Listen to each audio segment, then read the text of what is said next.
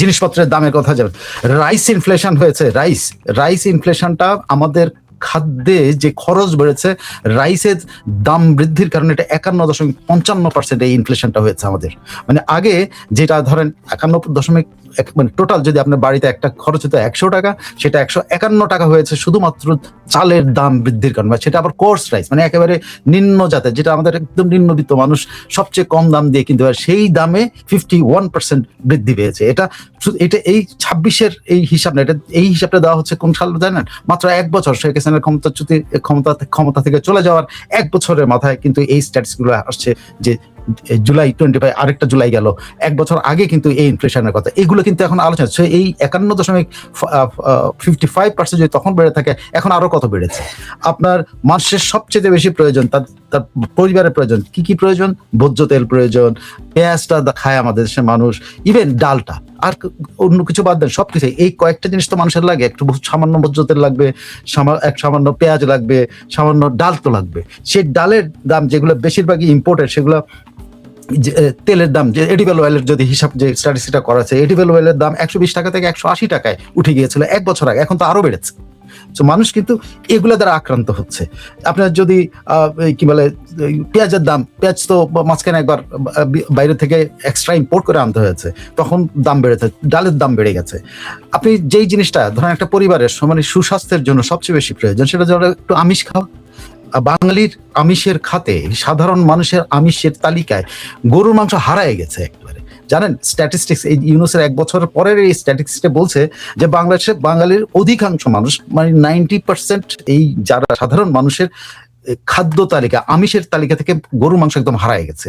সেখানে মুরগি 1 নম্বরে এসছে, মুরগি সব 1 নম্বর, ডিম এখন 1 নম্বরে এসছে, 1 নম্বরে ডিম এসছে। ডিম বলা, এই স্ট্যাটিস্টিক্স বলছে যে ডিম মানুষের আমিষ যোগানের তালিকায় 1 নম্বরে পরিণত হয়েছে। আগে মানুষ যে সাধারণ মানুষ সপ্তাহে 2 বেলা মুরগি খেতে পারতো, সে মানুষ এখন সপ্তাহে 1 বেলা মুরগি খাইতেও কষ্ট পায়। সেই ওই বেলাগুলি তখন ডিম এখন মানে সাবস্টিটিউট হিসেবে, বা সাবস্টিটিউট রিপ্লেস করেছে ডিম। মাছের কথা বলছে, মাছের যে স্ট্যাটিস্টিক্স, মাছের স্ট্যাটিস্টিক্স, যে এত বাংলাদেশে এত মাছ উৎপাদন হচ্ছে বলা হচ্ছে, সেই মাছের দামও কিন্তু 30-35% বেড়ে গেছে। প্রত্যেক ধরনের মাছ, সেটা একেবারে সাধারণ মলা মাছ থেকে শুরু করে, মলা না তো কি যেন ওটা বলে, ওই যেটা রুই কাতলের যে ছোট সাইজ, যেটা যে মাছটা, এই মাছটার দাম এত বেড়েছে, যে মাছটা সবসময় আপনার রেস্টুরেন্টে সবচেয়ে কম দামে পাওয়া যায়, সেই মাছের দাম বেড়ে গেছে। তারপরে মুরগির দাম, যেটা 1 বছরে শেখ হাসিনার আমলে ছিল 180 টাকা, সেটা 1 বছর পরে এটা দাম বেড়ে দাঁড়ায় 250 কেজিতে, 250 থেকে 280 টাকায় দাঁড়িয়েছে। এখন কত আমি জানি না, হয়তো এদিক সেদিক হয়েছে কিনা। ডিম এখন প্রত্যেক পরিবারের মাংসের রিপ্লেসমেন্ট করে, সেটা আপনার বলছি যে এটা হলো খাদ্যের অবস্থা মানুষের। রাইস বললাম, এডিবল অয়েল বললাম, মানে যেটা পেঁয়াজ, এইটা সেটা, ডাল এবং আমিষের যোগান। বেশিরভাগ বলা হচ্ছে এটা একটু নিম্ন মধ্যবিত্ত পরিবারের উপরে এই স্ট্যাটিস্টিক্স যায়, কিন্তু নিম্নবিত্তের বেলায় আসে গেছে বেশিরভাগ মানুষ এখন বেশিরভাগ মানুষ অ্যারাউন্ড 35% to 36% বলছে তারা মুরগির চেহারাও দেখে না, বা গরু মাংস তো দূরের কথা, হয়তো 2 মাসে একবার যদি মুরগি। এমনকি এইসব স্ট্যাটিস্টিক্স আসছে, মানুষ এখন বাজারে যে মুরগি করে বিক্রি করা হয়, বিভিন্ন গ্রামে এখন মুরগি টুকরা করে ভাগা করে বিক্রি, মুরগি ভাগা শুরু হয়েছে। আগে আমরা দেখতাম যে গরুর মাংসের ভাগা, এখন নাকি মুরগিরও ভাগা বিক্রি হয়। মুরগির ঠ্যাং নাকি আলাদা বিক্রি হচ্ছে, মুরগির পাখনা আলাদা বিক্রি হচ্ছে, মুরগির অন্যান্য পার্টস গুলি আলাদা বিক্রি হচ্ছে।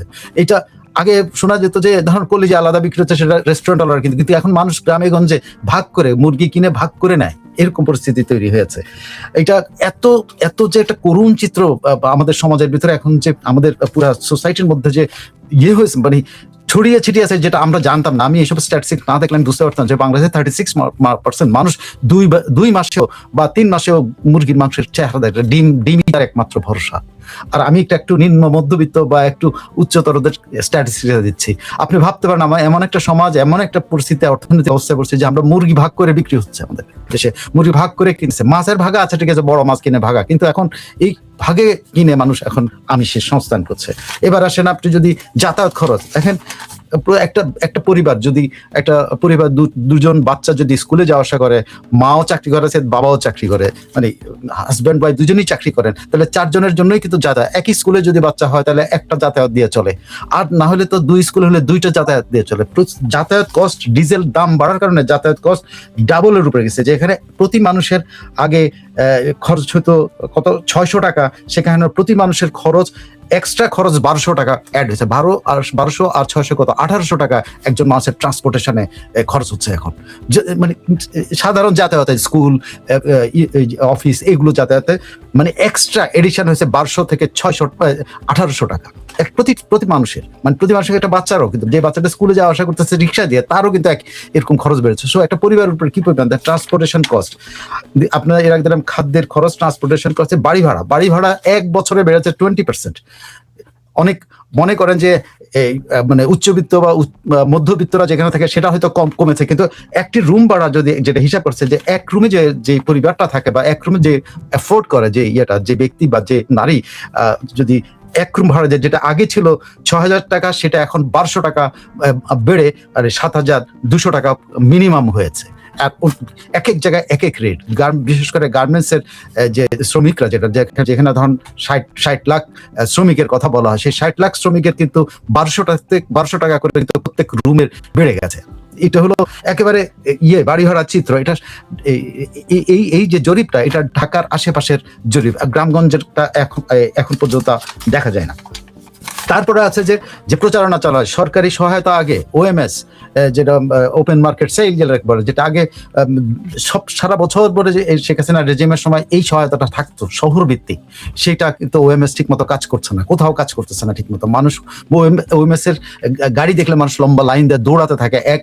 এমন স্ট্যাটিস্টিক্সে এমন ঘটনার বর্ণনা দেওয়া হয়েছে যে একজন নারী 4 জায়গায় গিয়ে 4th টাইম গিয়ে সে অসুস্থ হয়ে গেছে, সে আর লাইনে দাঁড়ায় যে এক জায়গায় গিয়ে লাইনে দাঁড়ায় সে পায় নাই, আরেক জায়গায় খোঁজ পেয়েছে, সেখানে লাইনে দিয়েছে, সেখানে 4 জায়গায় 4th জায়গায় গিয়ে অসুস্থ হয়ে পড়েছে। সে শেষ পর্যন্ত কোনো কিছু না নিয়ে কিন্তু বিকালবেলা বাড়ি ফিরে আসছে কোনো এই OMS বা ট্রাক থেকে কিছু কিনতে না পেরে।